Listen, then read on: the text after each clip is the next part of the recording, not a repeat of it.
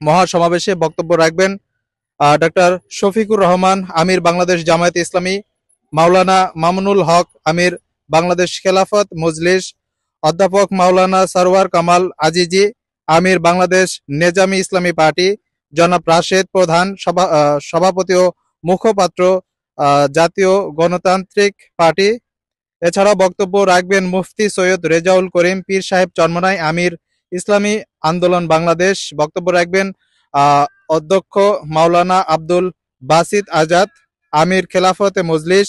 বক্তব্য রাখবেন মাওলানা হাবিবুল্লাহ মিয়াজি আমির বাংলাদেশ খেলাফত আন্দোলন। অ্যাডভোকেট আনোয়ারুল হক চাঁদ সভাপতি বাংলাদেশ ডেভেলপমেন্ট পার্টি।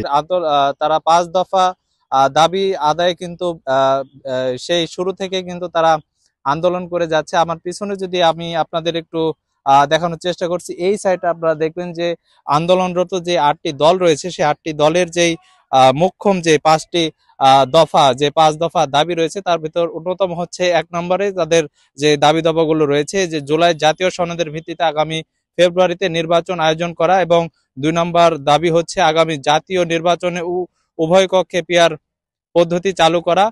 3 নম্বরে রয়েছে স্বৈরাচারের দোসর জাতীয় পার্টি ও 14 দলের কার্যক্রম নিষিদ্ধ করা। 4 নম্বরে রয়েছে অবাধ ও সুষ্ঠু ও গ্রহণযোগ্য নির্বাচনের লক্ষ্যে সকলের জন্য লেভেল প্লেয়ারিং ফিল্ড নিশ্চিত করা, এবং সর্বশেষ যেই দফাটি রয়েছে অর্থাৎ 5 যে দফা রয়েছে, ফ্যাসিস্ট সরকারের সকল জুলুম নির্যাতন গণহত্যা ও দুর্নীতির বিচার দৃশ্যমান করা। মূলত